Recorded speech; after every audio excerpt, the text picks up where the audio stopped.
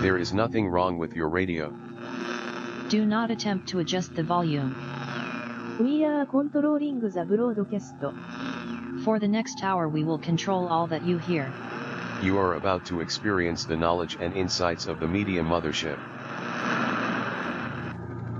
All right, welcome here to Edge Radio 99.3 FM. This is Media Mothership. I've taken over the airwaves, as always, on Thursday from 4 to 5, and we're diving deep into media oddities, pop culture oddities, and various happenstances around the media landscape. Today, I am your host, Craig, and just me today taking us on a journey. Taylor is still recovering from the sickness. If you've got any questions, you can SMS us in the station at 0488881107. That, of course, is directly into the Edge Radio studio here in Nipaluna, Hobart, Tasmania. We're also streaming live on Twitch and YouTube, so you can jump into the chat on the Twitch and YouTube as well. So, without any further ado, let's jump straight into some of the unusual and interesting bits and pieces of news which have come across my desk.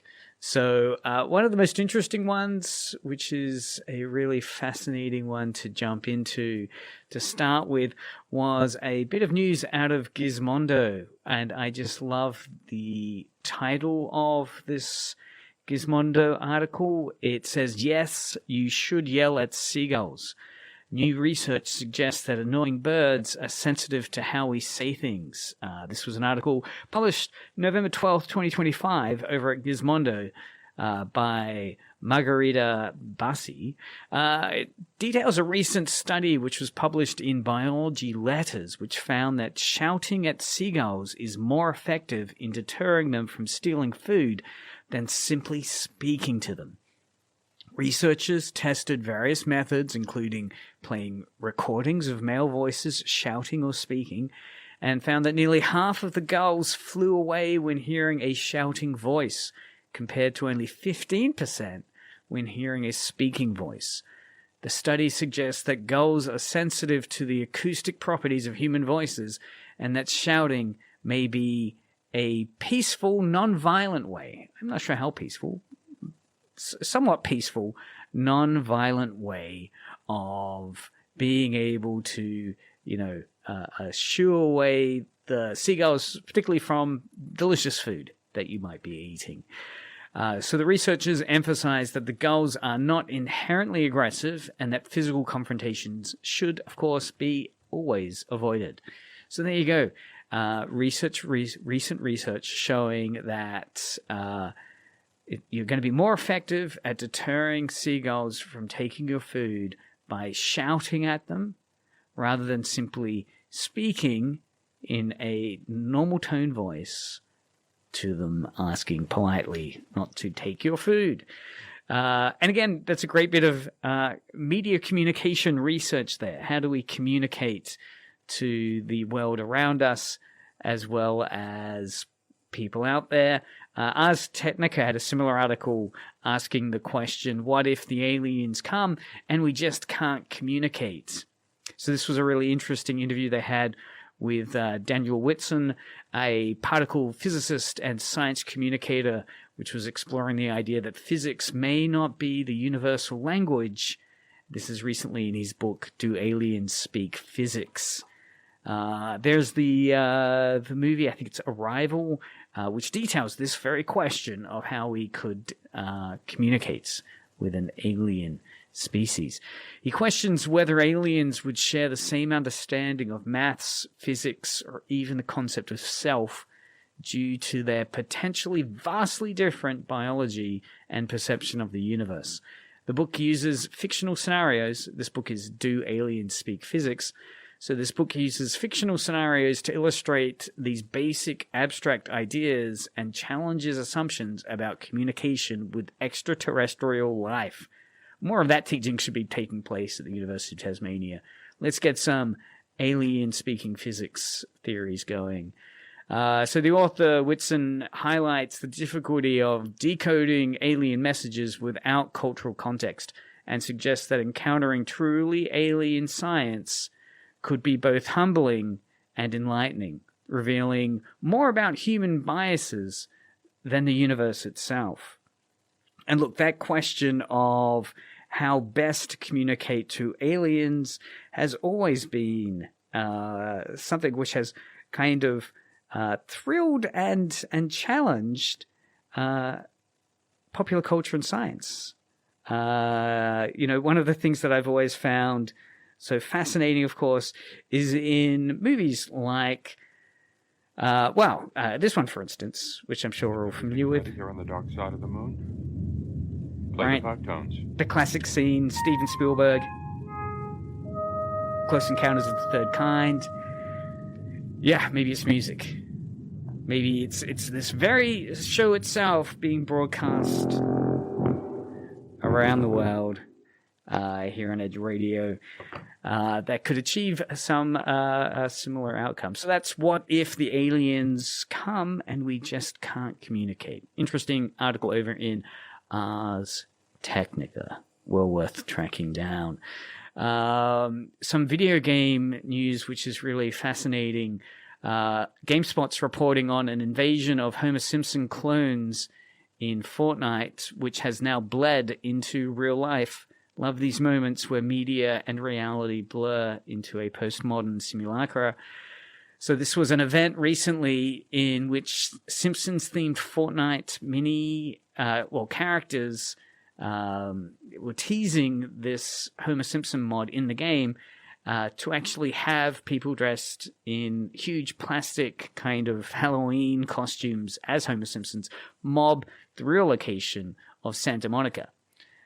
So a fascinating kind of, again, you've got this third-person shooter game, Fortnite, many people praising the Simpsons, the famous never-ending cartoon series, having kind of themed content now in that game being done so effectively, and it's escalating each week. There seems to be another article, this one talking about Fortnite's season-themed mini-season, which Fortnite has rolled out both in-game and, most interestingly, I think, for us, real-world marketing events. If you check out photos, there's various bizarre photos of many, many people dressed up as Homer Simpson in this space. So within the game, what's fascinating is this main story, which is called Multiplidiosi. Multiplidiosi.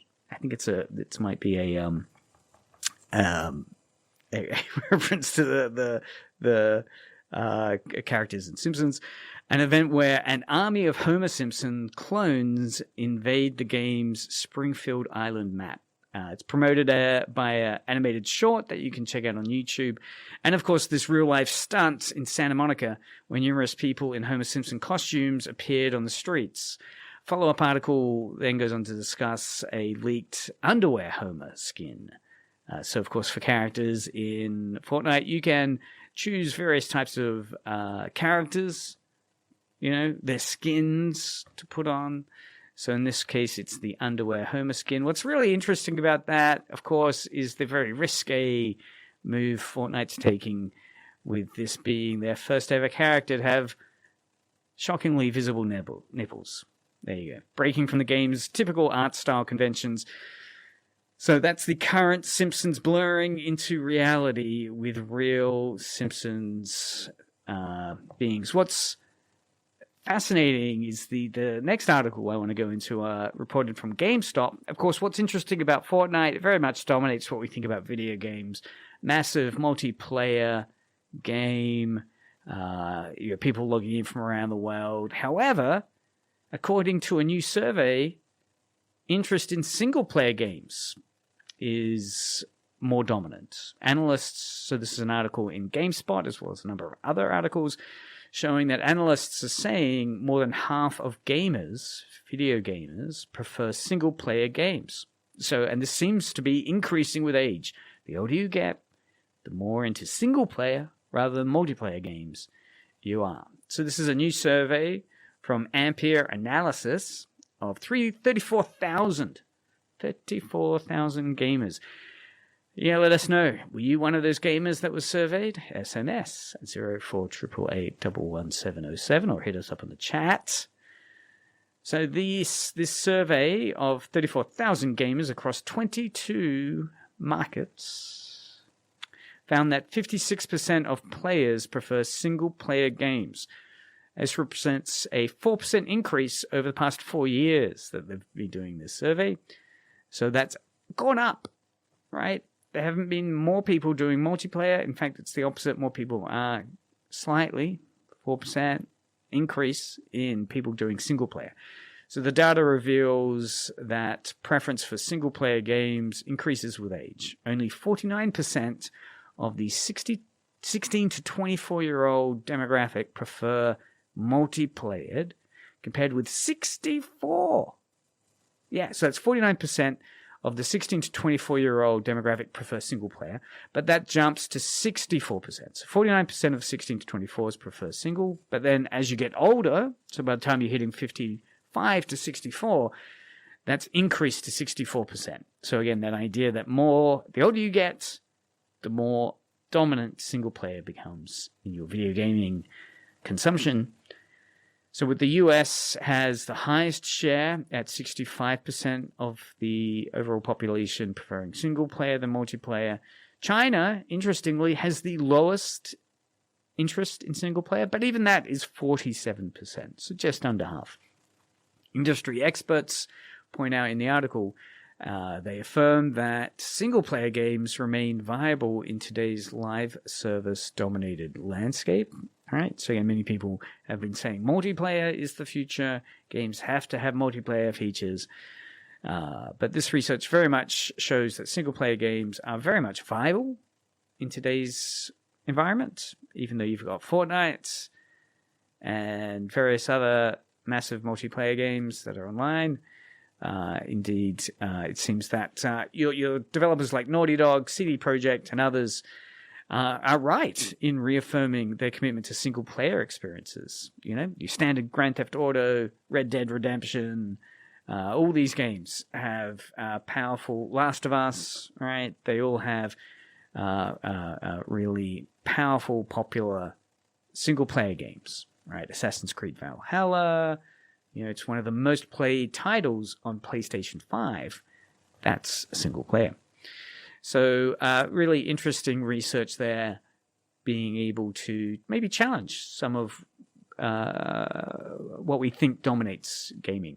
Interesting, of course, that China has slightly more overall engagement with multiplayer. Yeah, so the report notes that the US has the highest share of gamers who prefer single-player titles with 65%. However, Chinese gamers reportedly have the least interest in single players, with only 47% of players saying they prefer those single-player titles. Feel free to message in if you have a similar vibe of enjoying single-player rather than multiplayer games. Yeah, I mean, I've certainly juggled both. Helldivers, of course, wonderfully popular PvE player versus environment multiplayer game. But interesting to see, again, globally, in countries like the US, Japan, and Germany, that those countries are showing that over 60% of gamers favor single-player experiences. So the US, Japan, Germany, we'll have to dig in deeper, see where Australia lies within this. Because, yeah, China, and interestingly, Sweden is in the same camp. They show a lower interest in single-player games, with just less than 50% of players choosing solo gameplay.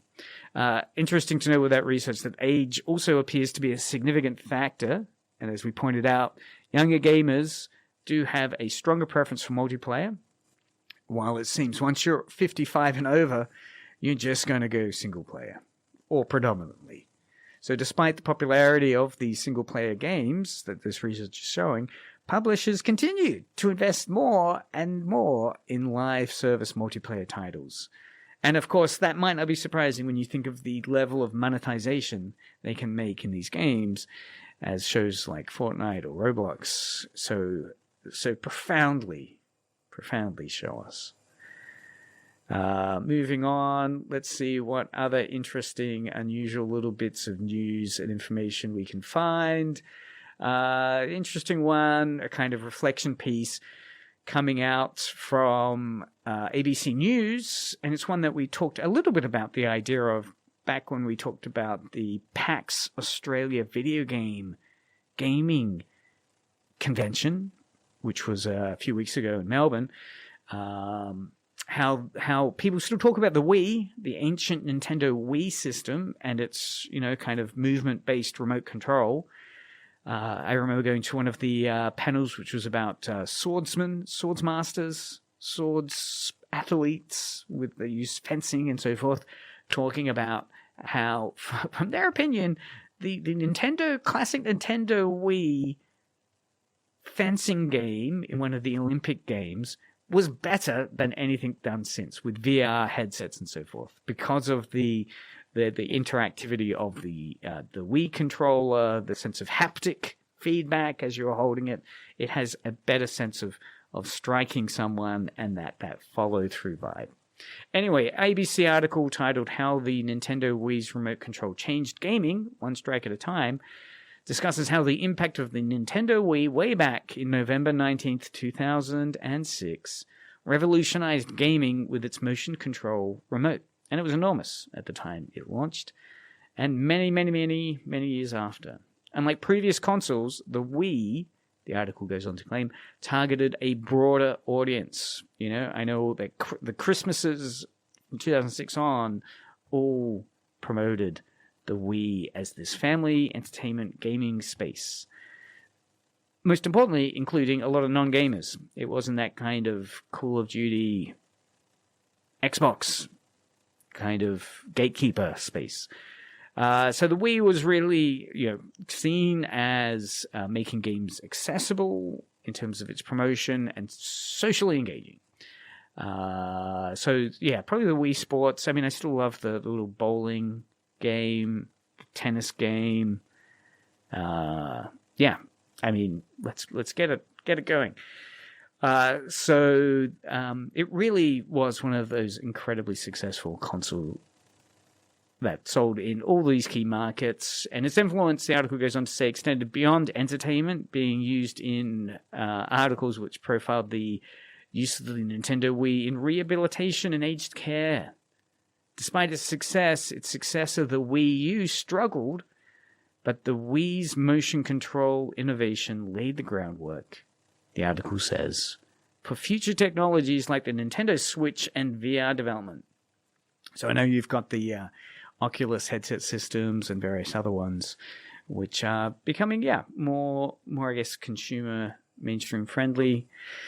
Be interesting to see how the gaming space continues. Moving on, let's have a look. So we'll keep with video gaming. So another little interesting article talking about Red Dead Redemption 2, which has sold more copies than any other game in the last 7 years and is the fourth biggest selling of all time. So this is Red Dead Redemption 2, of course, the game that's set in the American Wild West, where you play a type of, criminal on the run with his posse.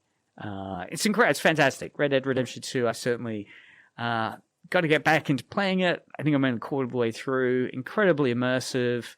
And what's fascinating is, it's become the fourth biggest selling game of all time, with 79 million copies sold since 2018. This is according to the publisher of Take-Two. This makes it the best-selling game released in the last 7 years, and this is getting reported out of Eurogamer. This is a Eurogamer article. So Red Dead Redemption 2 has been the best-selling game released in the last 7 years, surpassing titles like Elden Ring, Monster Hunter World, and The Witcher 3, and overtaking Mario Kart 8. Yeah, there you go, your Nintendo title. So it even overtakes Mario Kart 8 for the 4th spot. Only Minecraft at 350 million, GTA 5 at 220 million sales, and Wii Sports at 82.9 million sales have sold more copies. So Red Dead Redemption 2 comes in 4th as one of the biggest selling games, only beaten by Minecraft at number 1. Minecraft is the biggest selling game in the world. Certainly, yes, of all time. Then GTA 5, then Wii Sports, and then Red Dead Redemption 2. This milestone was announced alongside news of GTA 6's delay, maybe unsurprising to some. So it's going to be delayed till later November 2026, so 1 year away. 1 year. This time next year, we'll be talking about GTA 6's launch. It also comes after Rockstar surprisingly released new Red Dead Online content. You know, again, that question of Red Dead Redemption 2, single player, 4th most successful selling game. And if we have a look at those top 4 titles, Minecraft is, can be played single player or multiplayer online. GTA 5, single player. I mean, it has an online, but the GTA 5 base game is just single player. Wii Sports, again, did Wii Sports back for the Nintendo Wii have online play? Certainly you could play with friends. So I guess it has multiplayer and single player. And of course, Red Dead Redemption 2, which is only single player. Again, reaffirming maybe what that research is saying about multiplayer versus single player numbers. Interestingly, though, Rockstar are announcing some multiplayer content for Red Dead Online coming in July. That's been rolling out since July, despite previously stating no major updates were planned. So even though they didn't plan updates for Red Dead Redemption Online, they've been rolling out more. Intriguing. Another little bit of radio news, radio and video gaming news, I guess. Polygon reports on Everyone Likes the Outer World 2's radio stations but me. So this is an article discussing the video game The Outer Worlds 2 and the author's experience with the radio station in that game. I mean, many games like Grand Theft Auto have radio stations, so when you jump in one of the cars, you can choose all these different radio stations, and they become a real phenomenon because they'll have celebrity voices, or they'll have really immersive DJs providing amusing comic little parodies of country and western station DJs and so forth. So Outer World 2 has a kind of same thing, but the author notes that while they're the radio station feature in the Outer Worlds 2's sci-fi world, while it's amusing and features catchy tunes like the Crab Witch song, Crab Witch, we'll have to see if that's playing on Edge Radio. Crab Witch song, the author prefers the game's immersive sound design and atmosphere over the constant background music.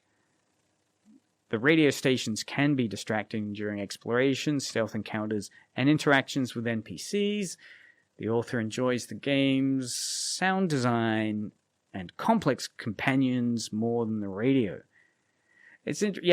Fallout also has a fun radio station that you can listen into, and it's all designed to be immersive. But what happens when you're feeling it's taking you out of the immersion? It's working against your enjoyment of what you're listening to. Yeah. I wonder, do you share that feeling when you're listening to radio stations? Should Media Mothership go on Roblox as a radio station? Yeah. Should we set up in Roblox? Maybe that's the future. We'll reach will stream from Edge Radio Studios and then virtually in Roblox as a virtual station.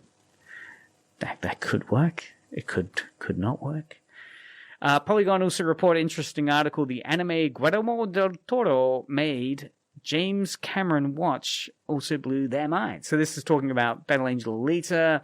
It's a nice little article on Polygon talking about how del Toro was saying he bunked, shared a flat or something. They're saying, shared a flat with James Cameron, of course, from Aliens and Terminator fame.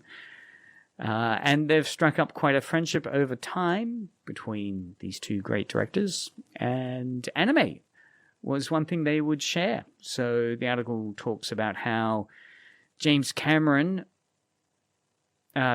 Toro introduced James Cameron to the anime Battle Angel Alita, also known as Gun in its original Japanese, which significantly influenced Cameron's involvement in later on bringing, I think he was the producer on the Alita Battle Angel movie, which Hollywood made a few years back, as well as Cameron introduced Del Toro to some anime as well that he had. So they were kind of bragging with each other with various anime that they were both fans of.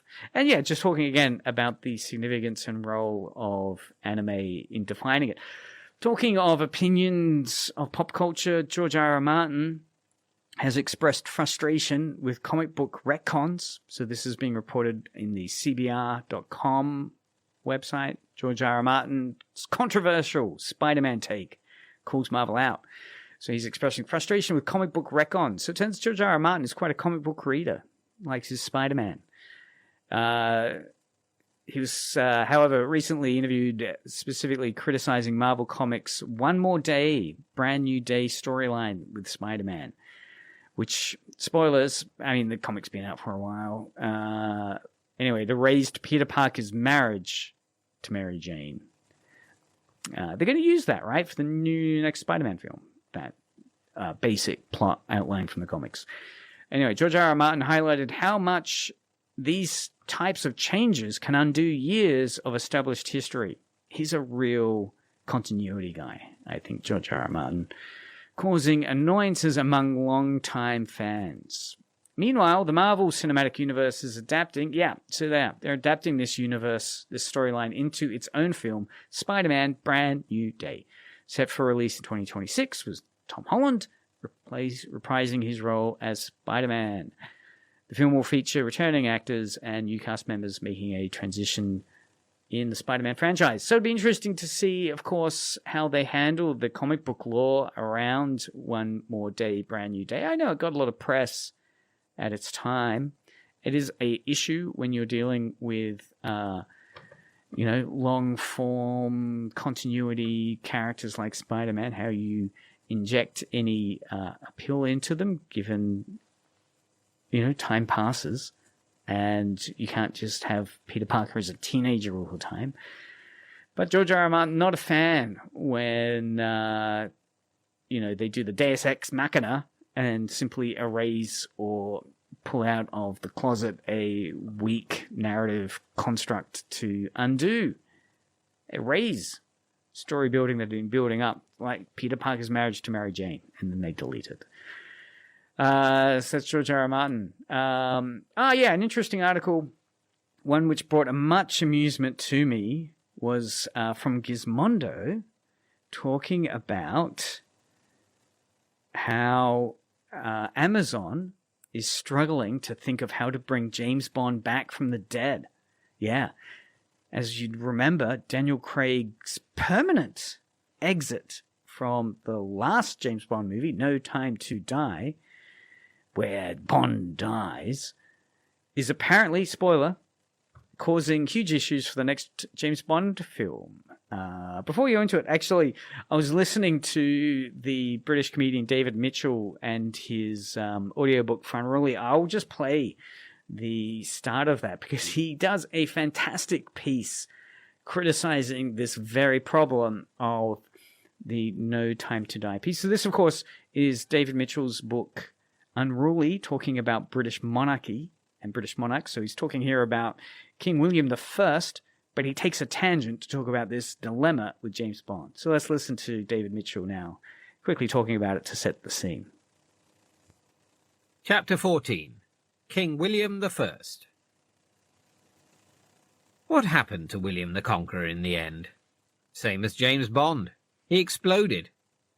It's a strange expression, what happened in the end. Looked at from a historical point of view, it implies that the final thing to happen is what happened overall. It was the most important, the defining thing. But life doesn't have a tournament structure. For a mortal species, to focus on what happened last is a pretty downbeat way of looking at things. In the end, we die, but that's not necessarily the main thing about us. Still, our ends often overshadow us. History bristles with examples of people who died in poverty despite being great artists or musicians or having invented vulcanized rubber. The penurious demise casts a pall over their achievements. It can make their efforts seem futile. Those people get defined by the injustice of fate. Similarly, when the people meeting grisly ends are nasty, we can feel that justice has been done. But that doesn't make sense either. What happened to Adolf Hitler in the end was no less than he deserved, but it didn't restore justice. It didn't make everything okay. I wasn't expecting to find out what happened to James Bond in the end. He's not real. He doesn't have to end, or begin. There's no need to make those things part of the story. So imagine my surprise when tentatively venturing out to the cinema in post-lockdown London for the relaxing escapism of a Bond movie at finding myself, spoiler alert, watching that character die. I was fucking furious. I'd looked forward to that night out. We'd been to Pizza Express first. We'd had popcorn and chocolate buttons brought to our seats at a swanky cinema. And then, at the very end of No Time to Die, James Bond is killed in an explosion. Yes, he actually dies, in the middle of a pandemic, when death was feeling really unoriginal. I'm sorry if this is where you're finding that out, but it's one of the most extraordinary creative missteps that Hollywood money has ever been lavished on. James Bond not dying is the premise of a Bond film. It's the premise of the whole franchise. What you are supposed to watch and enjoy is the exciting manner in which he does not die. The fact that a movie that departs from this sound convention was deemed by many reviewers to be clever or interesting or dark or real, to be, in summary, good and indeed better than the ones where he doesn't die, is an index of how mediocre, joyless and self-importantly worthy our commentariat has become. Honestly, the whole creative team, right up to Barbara Broccoli and Daniel Craig, need to be lined up against a wall and criticised. Better still, they should have to answer to the ghost of Ian Fleming, who met his own death, having left his famous creation alive and wisecracking. He must have thought the lovable rogue was safe. But no, the daughter of one of the producers to whom he'd sold the film rights had another idea. She was going to leave him, depressed and alone, contemplating the fact that he'd never see his own daughter again. Oh yes, he's been turned into a family man by then, while some Royal Navy cruise missiles bear inexorably down on him. You may be thinking that there's more about James Bond in this chapter than you expected. Sorry, but my point is that giving Bond a sad and lonely end casts a shadow over every other moment in his life that we've seen portrayed. It's a proper canonical Bond film, so that simply is what happened to him. That's the story, and pretending it isn't would be like reading a Poirot novel, but determining to believe a different solution to the mystery than the one provided by the detective. There's no getting away from the fact that everything Bond undergoes in every other film, every moment of suavity, action, humour or seduction, is happening to a man destined to die young, heartbroken and alone. This lamentable situation is further complicated, and I promise I will get back to the Kings of England in a minute, by the words put on screen at the end of the credits. James Bond will return. This is a tradition of the franchise, like James Bond not dying. But what can it mean here? Clearly the producers are keen to keep the gravy train fully serviced for another journey, but will this be a prequel from earlier in Bond's life, so another film overshadowed by the knowledge of his bleak demise? Or will it turn out that he didn't die after all, in which case they have released a Bond film where for the first time they elected not to end with the exciting, heroic and miraculous nature of his triumph, but with a miserable and vacuous affectation of artistic significance which they will then reveal to have been a sort of leaden prank. Either way, the shit ending really spoils it. It's the same with William the Conqueror. At least that was fate.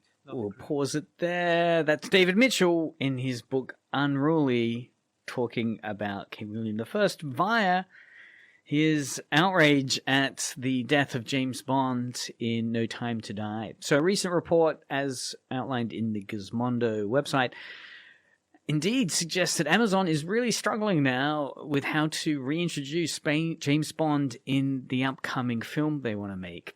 So this film that the Amazon's behind is going to be directed by Denis Villeneuve and it's written by Stephen Knight, and it's going to be the film that follows his death in No Time to Die.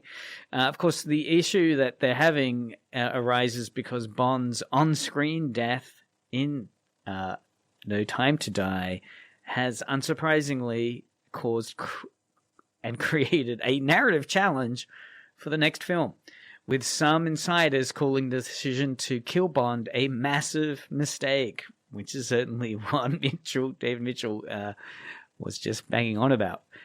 While fans have generally accepted the idea of different actors playing Bond over the years, the explicit on-screen death of Daniel Craig's Bond has complicated the transition to a new actor. The article speculates that the film may focus on Bond's early career, potentially avoiding the need to explain his return from the dead. So that's an article coming out of Gizmondo. Amazon is struggling to think how to bring James Bond back from the dead, with, unsurprisingly, Daniel Craig's permanent exit in No Time to Die apparently causing issues for the next Bond film. So that's the highlights of the anime news this week. All manner of interesting and unusual little bits and pieces coming up then. So, yeah. I mean, how are they going to get out of James Bond's death? That'll be really fascinating to see how they can at all possibly sort that out. Be interesting, again, to see where they can possibly fix that. We'll dive in now with the last 15-20 minutes of the show. Part one of a little investigation we're doing into the Americanization of Japanese cartoons. We talked a little bit there about Del Toro and James Cameron's interest in Japanese anime from the mid-90s with Battle Angel Alita and so forth.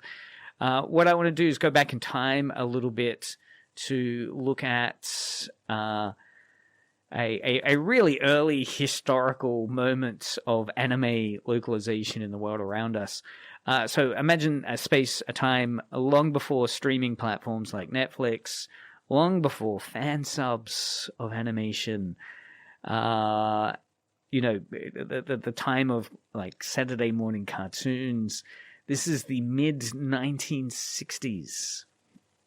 So what we're going to set up here is a moment where the United States began importing Japanese anime like Astro Boy. And I want to take a particular look at the classic black and white Japanese cartoon series, Tetsujin 28 Go, or as it came to be known in the West, Gigantor. This classic kind of brooding Cold War science fiction story of a young boy being able to remote control a giant robot. All right, so this is the main character. This 12-year-old boy has this remote control of Gigantor, the incredibly large robot. Was really, really popular. And I was recently listening to the DVD collection I've got, and Fred Ladd, who was one of these early pioneers of the adaptation of Japanese anime into the West, provided commentary on a number of the episodes, including some we'll take a little snippet of now. This is episode 3 of season 1. And through his commentary, we'll listen to 3 or 4 examples. We can really trace this moment where American television started to try and make sense of Japanese storytelling as it was coming out in children's animation. Of course, Japan in the 60s and 70s was one of the leading countries. I think it was the world's leading country of animation, providing cartoons in the world. At that time, though, many people didn't know they came from Japan, and we can see why as we listen to some of Ladd's discussion of it, where they had to make various compromises and creative solutions and quite savage cultural editing to make sure it would kind of still sound okay. So let's jump into the first example of where we can hear this happening with Fred Ladd's commentary on this is episode 3 for those people that are fans of Gigantor. They might remember this episode with the spider monster and so forth. So here he's talking about, let me just cue it up.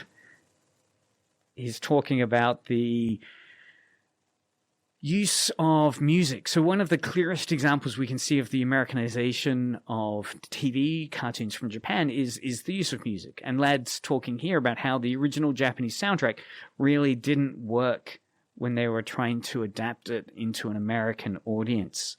So here Ladd's talking about how they had to replace the Japanese score. And it's interesting to see how they decided to choose something different. So hold on, we'll just cue this up in a second. And here, the piece. Hold on, I'll just cue it up in a second. So yeah, again, this is really fascinating in terms of, for those people that haven't seen Gigantor, it's, again, involving a giant kind of robot where he's, yeah, here we go, 5 minutes into the commentary. Here we go. For Captain Spider to fire his weapon, not too much different from the oil crisis that we see taking place in the early in the 21st century.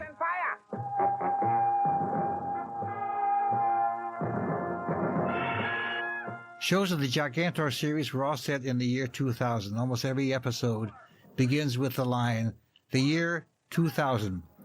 In 1965, we didn't think we would ever see the year 2000.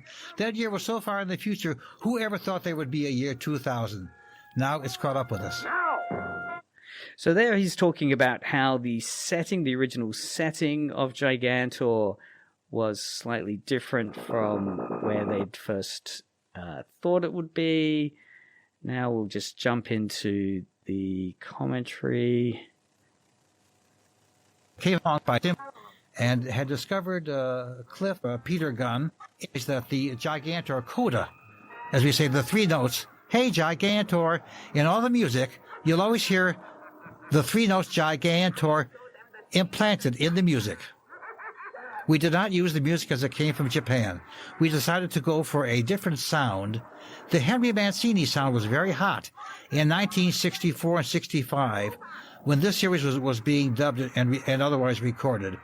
Mancini had done the opening music for Peter Gunn and the incidental music behind.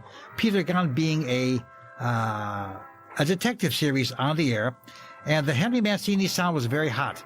So that was the sound we decided we would use, rather than the Japanese music, which didn't have the character we felt was necessary to do a series like Gigantor, to keep the action and adventure and tension going. That decision to change the tone of the series by making it more uniquely American in its kind of sonic landscape, giving it jazz, brass, swing. If you've never heard the Gigantor opening theme, it's worth digging it up on one of your music streaming services. It's a classic kind of, as he's saying, trying to evoke some of the pulp drama action series like Peter Gunn with this Japanese robot story. So it's interesting to see in many ways how Gigantor gets to sound like an American show. And of course, through that, many people wouldn't know it originally came from Japan. Of course, removing that original Japanese scoring, giving it an original opening theme song that's more like a kind of Henry Mancini jazzy type score from Peter Gunn is all about localizing it, removing its foreign Japaneseness. A second really interesting example Ladd goes on to talk about in the commentary track for the first season of Gigantor is the huge challenge that comes about when you're stuck with visuals from the show that you can't change. Because, of course, what they're getting sent to them is the raw visuals of the cartoon, and then they have to redub over the top of it with English. But, of course, they're stuck sometimes with visuals which they feel won't make sense to a local American audience or Western audience. So this is particularly the problem when Japanese writing or their kanji script based on Chinese language or Chinese letters appears in many instances. So some buildings and signs will have Japanese writing or kanji, katakana, hiragana appearing. And the feeling of Fred Ladd and the other producers was at that point in the 1960s, American kids are just going to find that confusing. Right? What is that weird semiotics that's going on? So to American broadcasters like Fred Ladd, this was a real problem, which they tried to fix in interesting ways. So as Ladd goes on to explain in the clip we'll listen to, whenever the frame passes by Japanese signs written in Japanese, they'll either try to remove these, actually physically cut them out of the scene, cut those particular sequences out, or rewrite the scene to try and explain the lettering. So here's a clip where he's trying to explain how the Japanese language segment is kind of subtly changed up in a way which hopefully won't throw out their audience. The characters would pass a building, or it was a bank, there was going to be a robbery there, and we would see the word bank written in Japanese, written in kanji, as it's called. We would either try to eliminate the shot to get it out, because how many among us can read Japanese? So we felt it was more of a distraction than an aid, and so we would try to eliminate or play it. We found that I have found over the years you can't ignore something that's on screen, pretend it doesn't exist, because your audience sees it, and it's got to be explained. And my theory is you can do anything, especially in animation, if you explain it. Hello? Oh, yes, sir. This is... So again, that ability to explain, as long as you explain it with some plausibility, sometimes they'll not be subtle, so they'll just literally edit out the Japanese language so it doesn't appear, or try and explain it within the dub so that it gets kind of rebuilt to fit American expectations of how the animation should look. The other third problem we'll quickly discuss before we end up the show today is the naming problem. Again, this idea when the footage forces you to try and be as creative as you can because of its Japaneseness. So sometimes these Japanese origins couldn't be erased, and the visuals first force certain names to be used in the US version, which they knew they would struggle with. So Ladd, in this sequence we'll listen to, describes how he was stuck with a villain name which sounds like Super Lex because the Japanese artwork showed fragments of English letters that were saying Super Lex. So they felt they were kind of stuck with this character name, and when they localized it, they needed to kind of improvise a way of naming this character because visually the scene they were in was stuck with these English letters in this case, and the animation scene had chosen for them how to approach it. So let's see how Ladd approached it. Later on in Yokoyama's work, we would not see this character as much. The character we call Dick Strong. One thing more. As long as the Super Lex is out of the country, it can be used again. Super Lex is a name I wasn't particularly fond of, but it had to be called Super Lex because at various points in the picture, in the animation on screen, we would see something that would either say super or part of the word elects, and so we were locked into that name. That's not a name that I would ordinarily have picked. But this happens when you acquire a series made abroad. You have certain cues on screen that cannot be ignored. If you're seeing something on screen, you've got to pay attention to it. You've got to respect it. So again, that idea of respecting it, and when you see it, you've just got to be able to work with it still. We'll end with what I thought was the most interesting and unusual revelation of the whole piece that Led does. This was that they rebuilt the ending of stories. They ended every episode with often requiring the Japanese animators to redo images to suit their ending. So this is something that many fans don't know, that in Japan, Gigantor's episodes were multi-part stories, long story arcs, but in America, because of the way it was distributed, it couldn't be serial stories. It had to be standalone episodes because the broadcaster could play it in any order. So they were stuck trying to figure out ways of getting new endings and explaining new things. So we'll hear how Fred Ladd approached this issue. Now you know we're coming to the end because that's our victory march. And when you heard the victory march, you knew that you were getting near the end of the episode. Now in those days, every episode had to be complete by itself in our American version. Unlike the Japanese version, which had multiple parts that were playing on a network, and the network could schedule these one behind the other in the correct sequence. This series, these shows, were being sold station by station. The individual stations had what we call 3-year licenses, and they would not want us to give them a certain order of shows. Over the 3 years, they wanted to be able to mix up the shows and schedule them in any order they chose. So each episode had to be complete by itself, have its own ending. To do that, we often had to have the studio in Tokyo go back and tailor-make special endings for us just for this series. So many of our shows have endings different from the way they existed in the original Japanese version. This was one case. Each Captain Spider had to have its own ending. You see the credit Mary Shelley. Mary Shelley wrote Frankenstein, and Yokoyama acknowledged that was his inspiration. So again, that's a pretty astonishing degree of re-editing that's required to make Gigantor work in America, that they weren't just localizing it. In places, particularly the ends, they were getting the Japanese animation studios to recreate new scenes that then they would put in the end. So again, creating a completely reauthored American version for syndication that would fit their standalone episode structure rather than the multi-episode structures which Gigantor existed with in Japan as Tetsujin 28 Go. So the US version, of course, became its own story, right? Its own narration that has really limited or no links or relevance to the original Japanese because of the amount of standalone episodic stories they were stuck creating.